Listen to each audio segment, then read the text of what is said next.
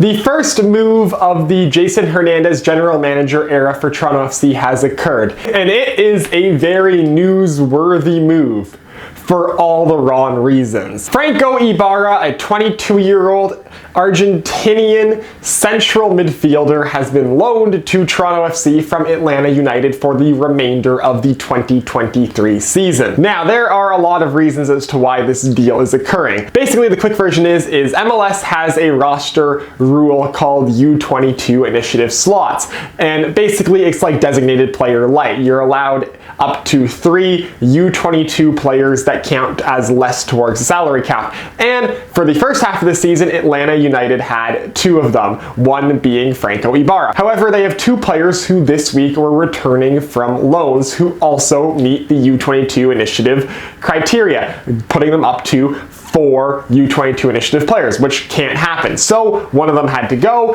and their response to that was to loan out Franco Ibarra. Now, Ibarra has been a regular starter this season for Atlanta United. He's made 17 appearances for the club, 15 of which have been starts. He's a pretty damn decent central defensive midfielder in MLS. And so for Atlanta, a team that's currently sitting 5th in the Eastern Conference, solidly in a playoff spot, needing to keep themselves in a playoff spot and potentially compete to move up higher in the Eastern Conference standings and compete for an MLS Cup. How do you move this guy on a loan within the league when you're trying to keep him long term? The answer is you send him to a team that is really struggling and poses absolutely no threat to you, which is Toronto FC, because right now Toronto FC is basically completely out of the playoff race at MLS this season. And so Atlanta United obviously feels that sending Ibarra to Toronto FC, they're not strengthening a team that poses any real threat to them in the playoff or MLS Cup race in the Eastern Conference. And that was my thoughts on the deal before everything that Ibarra said came out, because before the deal was officially announced, Franco Ibarra went to the news and completely roasted the deal. He said,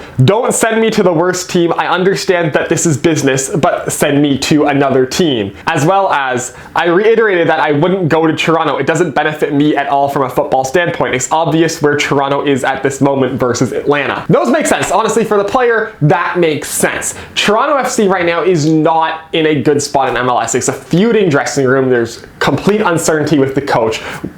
Terry Dunfield is going to be the interim manager for one more match, and then supposedly for the Leagues Cup we're going to hire a full-time coach. Who knows if that timeline still even exists, or who the coach is going to be for the remainder of the season. And just there's so much unknowns going on for Toronto FC right now that for a 22-year-old player who's building his career like Ibarra is, it does not benefit him at all to come to Toronto FC for half a season. And so I completely understand why Ibarra would be pissed off about coming to Toronto FC. Like, there's no real benefit for him here. Like, it's not like, oh, you're going to Toronto FC and you're going to play more, because he already was a regular starter for Atlanta United. He already was a regular starter for a better team. He's not getting more minutes here. He's not going to be in a position where he can showcase himself better here. It's not a good spot for his development and for him to showcase himself as a player. So Toronto FC, why would we take this deal? To be fully honest, I don't know. Atlanta United would only give Ibarra to us if they have no confidence in our ability to make the playoffs. So right off the bat, for being on the radar for an Ibarra loan means you shouldn't really be taking an Ibarra loan, because like Toronto FC is in a position where we need to be, if we're bringing in players, it needs to be long-term focus, fixing things for next season. Ibarra now is the guy who's just going to be here. There's no option to buy. He's going to be here for the end of the season, and then that's it.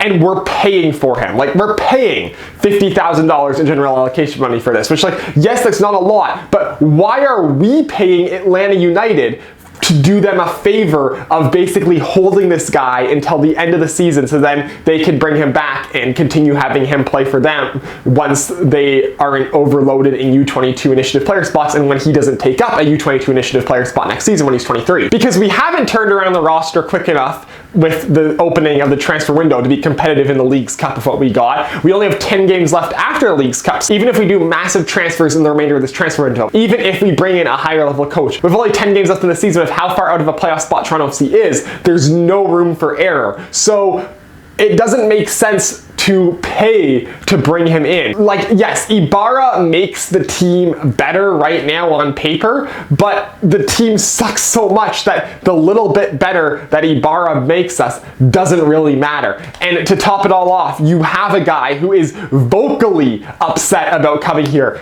in a dressing room that's already broken. Does adding that into the mix help anything at all? Does adding that into the mix help Terry Dunfield or help whatever coach you permanently hire? You're bringing in a coach now and you've added more guys who vocally do not want to be here into the dressing room. Like, you're just making the job for whoever has to coach out the rest of the season, whoever gets named as the next permanent coach of Toronto FC, you just made their job harder. And for what? Atlanta United's not giving us anything to bring Ibarra in. I don't know if there's like a handshake deal or something for like, we're scratching your back now so you'll scratch ours down the road, because like the whole purpose, like for Atlanta United, this is great for them. They get to send their extra U22 player away for the remainder of the season, and then they get him back. No threat that he's going to leave whatsoever. It's great for them. For Toronto FC, like, if we were in a better position and if we were actually like in a position where we'd be contending for a playoff spot, contending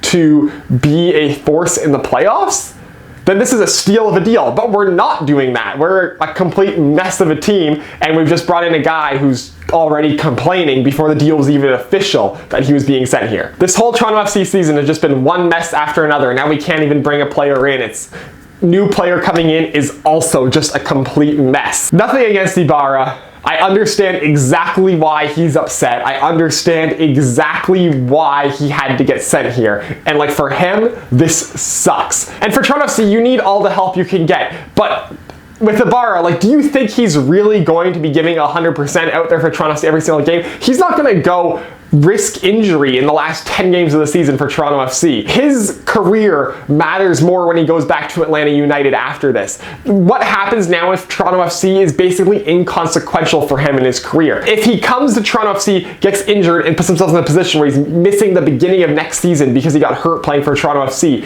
that's just a completely terrible career trajectory move for him. Nothing gets proven for him at Toronto FC now for the rest of the season.